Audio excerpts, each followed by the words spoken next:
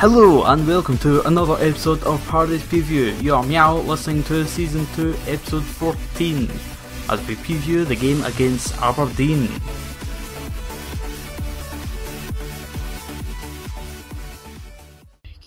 So this week Celtic are coming up against Aberdeen, who are currently third in the SPL.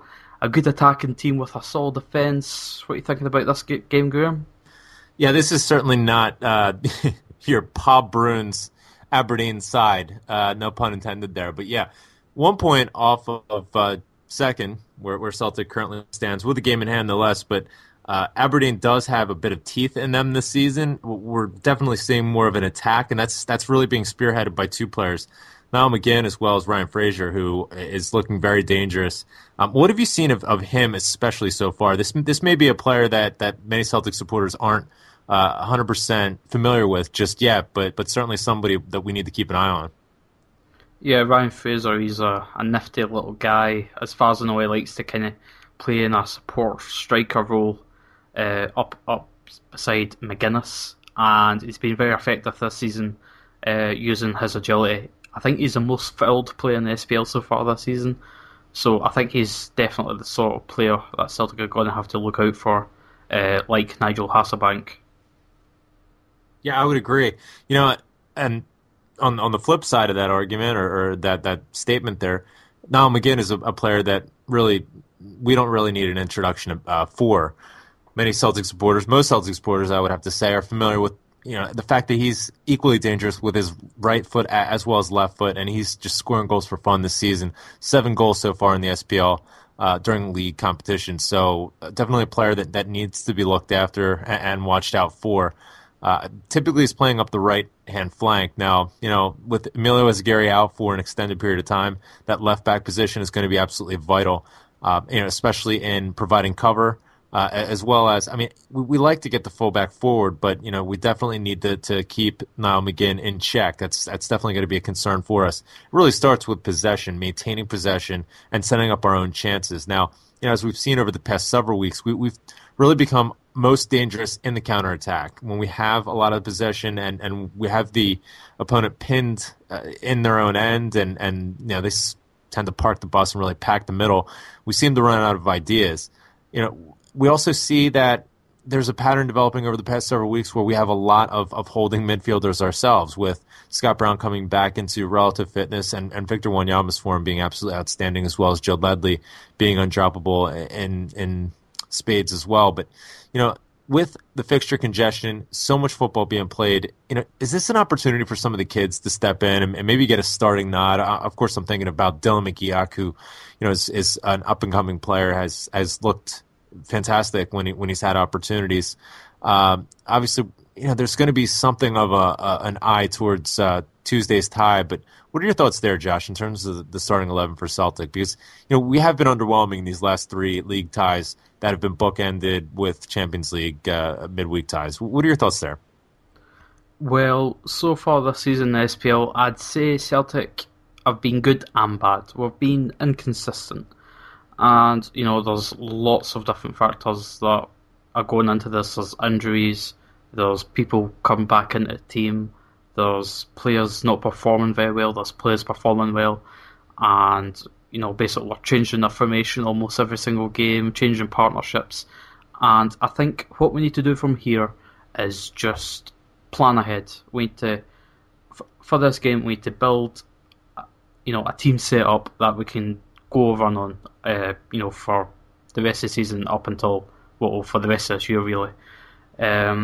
So I would like to see some youngsters come in, but I'd like to see us get a good solid formation that we can just stick on and start getting some consistency, start building some chemistry in this team, and stop the shuffling about, which has produced these inconsistent displays, really. Because you look at the cup games, 5-0 against St Johnstone, 4-1 against Faith Rovers, and in our SPL form, we're basically scoring 2 goals every game and we're conceding a goal a game. And for Celtic, it's just not really good enough, because against St Johnstone, we just really couldn't put the ball in the net because we sat on a 1-0 lead, and that just wasn't enough to see out the win. I'll agree and disagree with you on both sides, and that's probably not going to come to as much of a shock for anybody who follows my Twitter feed. But I agree with your point that the chopping and shifting does tend to be disruptive. But where I take issue is with the idea that one formation is not going to suit us week after week, and especially with the Champions League ties. We can't play the same way in the Champions League that we have had success in the SPL or even in some of the League Cup ties. Most notably, the success that we've seen in two ties against Barcelona. Now, I don't think there's any sort of coincidence in the fact that the 2 weeks separating each of the Barcelona ties and then the following week were just absolutely horrid for our league performance. And that's simply because we had so much expectation, so much invested in those Barcelona ties with good reason and with fantastic results. But now it's time to get back to an SPL focus and an SPL tactical plan, if you will. I think it's possible for us to have an SPL template, if you will, and maybe use some squad rotation to get some of these younger players in, but also have the Champions League sort of tactical plan as well. We can bring in maybe another holding midfielder or pseudo holding midfielder in the form of Scott Brown, if you will. But when the Champions League ties tend to subside, we're really going to need to get down to it. It's a very competitive SPL this season. There's a lot of attention and a lot of excitement with it, and that's, in a certain sense, a good thing. But it's up to Neil Lennon and the management and the players themselves to buckle down and make sure that we get these results. This Aberdeen side is not afraid of Celtic. I mean, our recent league form has given them nothing to fear. And then, let's remember, we're playing away at Pataudry. They've got to like their chances this week. In terms of a tactical lineup going against this side, what are your thoughts there? What does Celtic need to do to not just preserve a clean sheet? I mean, it would be nice to get back into that sort of dynamic, but also to score the goals that have been so elusive for us in recent league competition. What do you think? Well, as I says, I think our problem this season has just really been finishing off games and just really try to stick the ball up front. The past few games, we've only really played the one man up front. So I think going at this game, I think we need to change that. We need to, really put at least two men up front. Against Motherwell, we had like three players up front with like Commons, Hooper, and Samaras, I think it was, kind of rotating around each other. And we've played 4-5-1s and so on. So I'd say 4-4-2 probably just for this game. It's standard. But, two men up front. We've got a few players coming back. We've had Samaras come back from injury. Miku seems to have got over his injury problems. Reports are that Scott Brown is getting better with his hip injury. And especially we've got Dylan McGeoch coming back. And I think that could be a really big boost for our team because he'll bring something that will be missing for a few weeks as well. Some pace on the wing. Yeah, I would agree completely. That's something that really has been missing for us, and it's hurt us in certain circumstances where we're having trouble cutting teams open, and that bit of attacking pace, especially down the flanks, taking the ball down to the byline and whip it in, and then stretching the defense out, opening up space for some of our attacking midfielders. Of course, I'm talking about Chris Commons, and Gary Hooper exploits that space so well when we do have the opportunity to open that up. So that's going to provide a bit of a plan B, a bit of an option that I think is going to be really positive for Celtic. I think it's time to put Georgios Samaras back on the left-hand side where he flourishes and where he does his best work.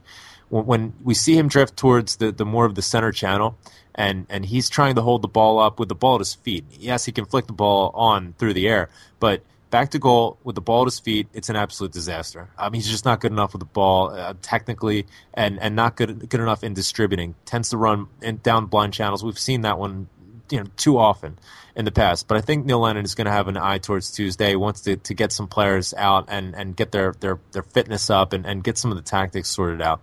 So I would expect there to be the three holding midfielders, but something of a 4-3-3. And hear me out with this. It would be a 4-3, Samaras going down the left-hand side and providing that out ball, almost in a link-up sort of role on the counter. So it'd be like a 4-3-1-2. And then obviously having Miku. It seems as though Hooper's not going to be fit for this tie. So Miku and Tony Watt. I mean, Tony Watt, all he does is score goals. He creates his own chances. His strength for such a young player and such a, I don't want to say small player, but he's not massive. But the strength that he displays is invaluable. So Watt, Mikko up top, Samaras just trailing behind, cutting in from the left maybe, and then that just force of the midfield three there of Ledley, Wanyama, and Brown, and then the back four essentially picks itself. Starting 11, thoughts? Yeah, the formation you said there, it's interesting because Motherwell, they've got some pace down the flank as well, and when we played that sort of formation, a sort of 4-3-3, it worked very well on the counter-attack, and that could work well against Aberdeen, who have plenty of pace down the wings with Flanagan and Johnny Hayes, and also Ryan Fraser up front, who has pace himself. So I think there's a potential for a sort of counter-attacking 4-3-3 formation. But I'm just not too sure if I would play that for this game. I think I'd rather like to see Samaras just stuck out on the left. And then, with Brown on the right, rather than the three holding midfielders and kind of having Samaras in a roaming position. So I'd say, just a 4-4-2, the back line, Lustig, Ambrose, Wilson. I don't think Izagiri is back for this game, so probably Mulgrew at left back, and then in midfield, Brown, Ledley, Wanyama, and Samaras out on the left, and then up front, Miku and Tony Watt. Fair enough. Now, what are your thoughts about the score? Like we said, a lot of congestion at the top of the SPL table, a lot of excitement, but it's down to Celtic to get these results. Are you confident? I think going into this game, we can't settle just for one goal. We need to go out with the sort of mentality to score more than one goal. I think we need to go out with the mentality to score 2 or 3, because Aberdeen are going to be attacking us down the flank, using our pace, probably trying to counter-attack us and score from set pieces. So I think Aberdeen can probably nick at least one goal. So I'd say aim for 2 or 3, and I'm going to say 3-1 Celtic. I'm going to say 3-2. I agree completely with the points that you brought up. I think Aberdeen have quite a bit of firepower in this side. We still have players that have played a lot of football. I predict there's going to be some tactical flexibility and changing of obviously personnel. Neil Lennon's going to want to get some of these players a run out, but then I'd expect some of the younger players to be subbed on in the second half. But 3-2. Unfortunately, I don't see us being able to really be able to close out a game. And we just haven't had any evidence to the contrary as of late. I think we're going to get the result, but I think it's going to be really close.